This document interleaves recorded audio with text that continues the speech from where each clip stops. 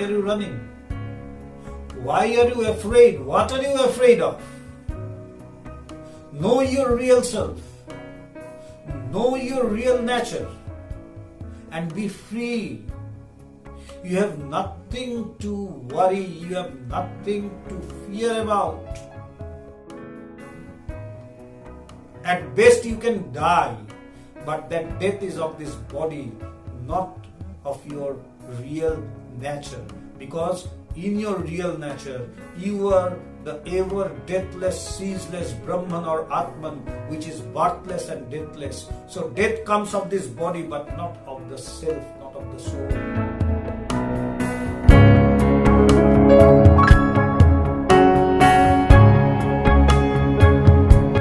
Vedanta implies fearlessness. Now why? Why does Vedanta mean fearlessness? Or why does Vedanta imply fearlessness? Because Vedanta leads you to a singularity.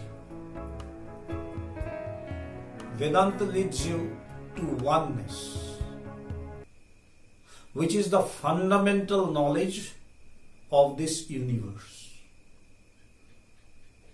The main proclamation of Vedanta is that we, whom we know as weak, feeble, individual, limited, with all our limitations, with all our feebleness, weakness and frailty and all these things, we know ourselves to be limited, to be weak. I cannot do this.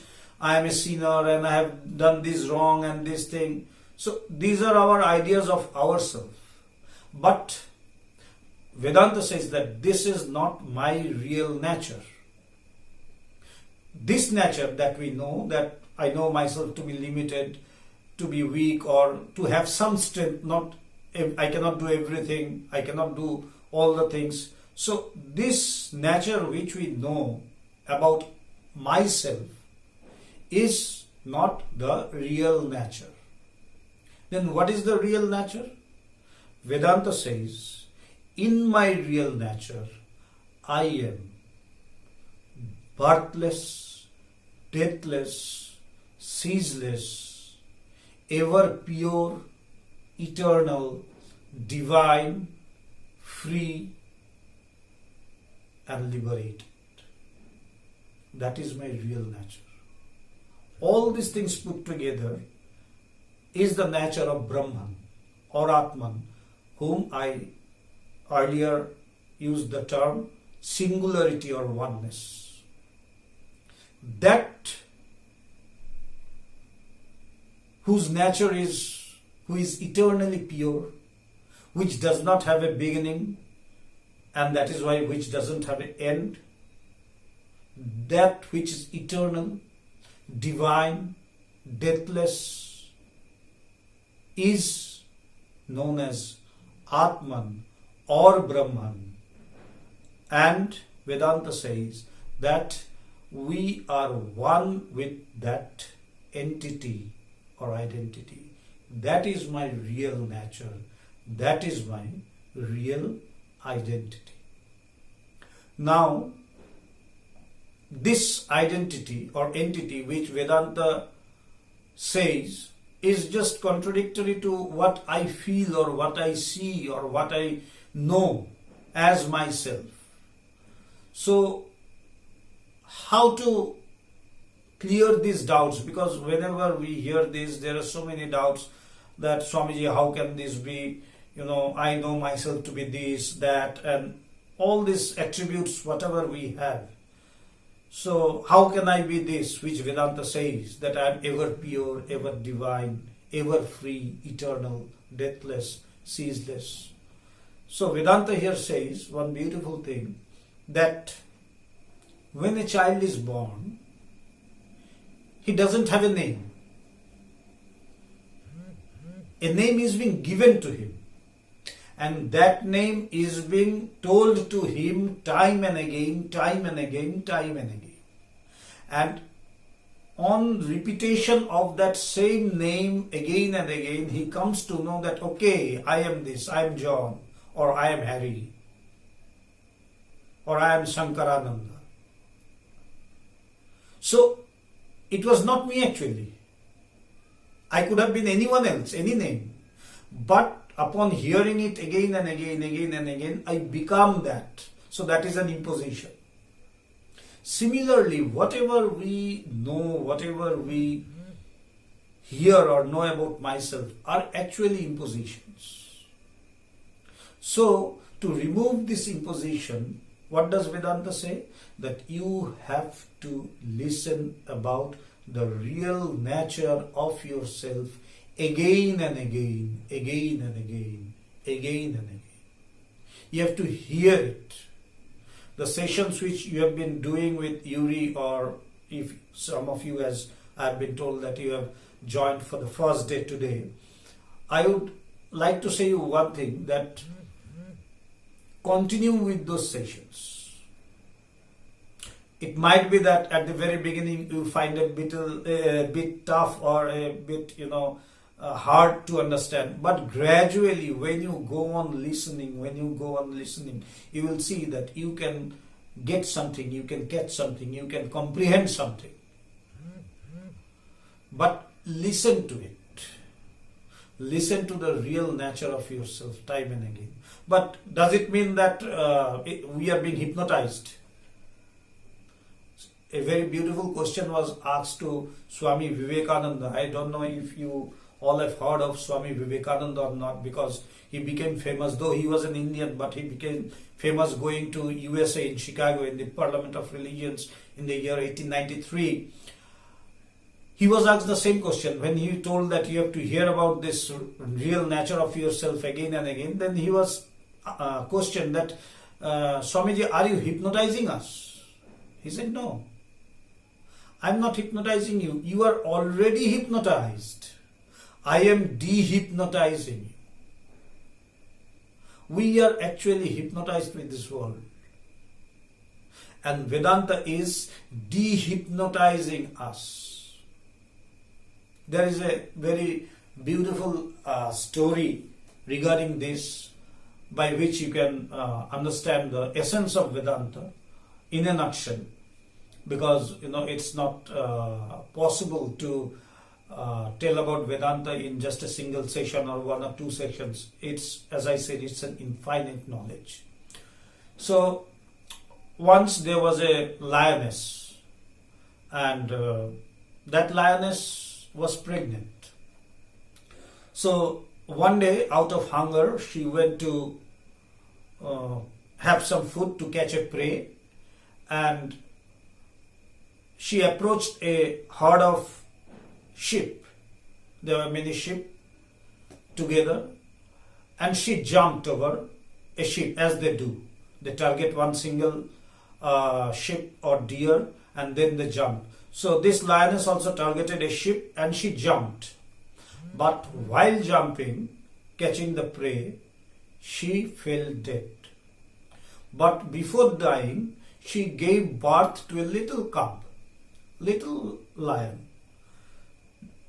Now this lion, just after its birth, it saw that it was amongst those sheep.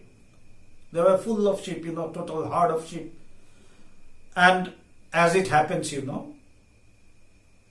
cub, when it takes birth, whomever it sees around it thinks them to be his own.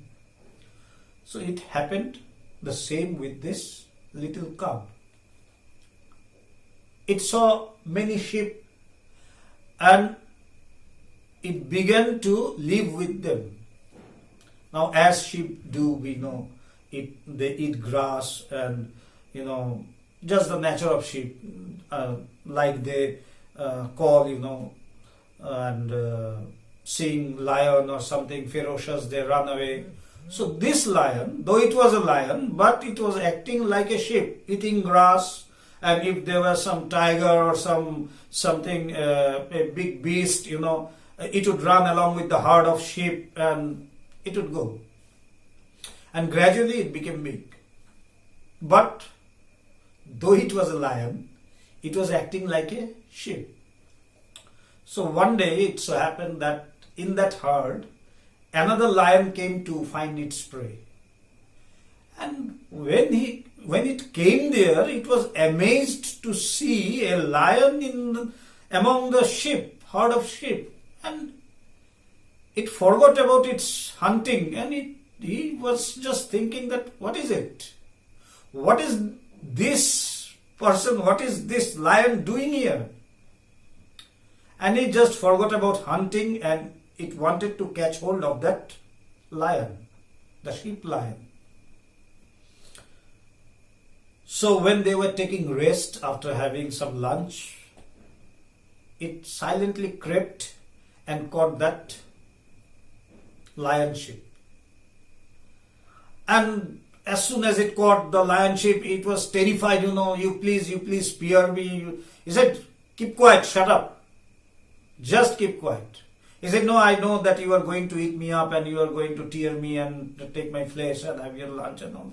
He said, you just keep your mouth shut and listen to what I say. And it was terrified and what it would say. So this lion, the second lion, said that you are a lion and you are roaming around with the sheep. What is it? He said, no, I'm not a lion. I'm a sheep. You see how I talk? You see my cry, how I cry? You see I am eating grass? All it knew from its childhood was in contradictory to what this new lion was telling. So the new lion caught hold of it and said, come on, come with me. He said, no, I know you will be eating me, taking me somewhere. He said, no, I will not do it. You just believe in me. So he had nothing to do, it had to believe. So this new lion took that lion sheep to a pond. And there was a stream flowing stream. So he took it to the stream and said, you see, you look at yourself.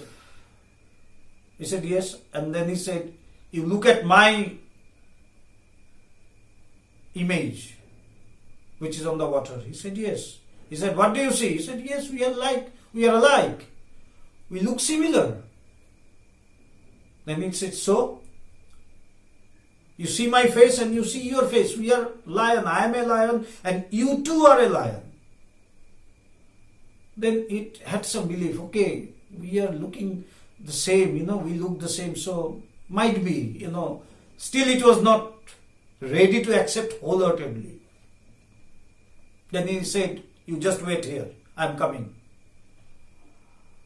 It went and got some flesh of some animal, hunted an animal and brought the animal in front of it, the lion sheep, and said, taste it. He said, this is not my food. I eat grass. He said, eat it, taste it. And then it tasted the flesh, and that was in his blood, The taste of flesh, the taste of blood was running in its blood.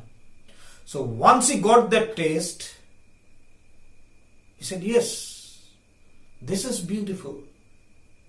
He said, now see how I roar. And the new lion, it roared. And the whole of the jungle, it shook And then he said, you can also roar like me. Come on, roar. And then this lion sheep, it also roared. And it saw that, yes, my roar is also like this lion. He said, now see, I am a lion and you too are a lion. Go, be the king of the forest. This is the gist of Vedanta. We, like the lion sheep, we are afraid every moment. We are very nice in our comfort zone. We are very good with our family and with friends and with good atmosphere and good things. We are very good. But when there are some adversities, we are like the lion sheep running for life out of fear. Here Vedanta plays a very beautiful part. It has a very beautiful role. It says, why are you running? Why are you afraid? What are you afraid of? Know your real self. Know your real nature. And be free. You have nothing to worry. You have nothing to fear about. At best you can die. But that death is of this body, not of your real nature. Because in your real nature, you are the ever deathless, ceaseless Brahman or Atman, which is birthless and deathless. So death comes of this body, but not of the self, not of the soul. Know yourself and be free and be fearless. So, with our in our good times and within our comfort zone, we are very fine. But when adversities like what is going on right now all over the world, when this comes, we grow fearful. We think of our existence. Vedanta says, there is nothing to worry about. There is nothing to fear about.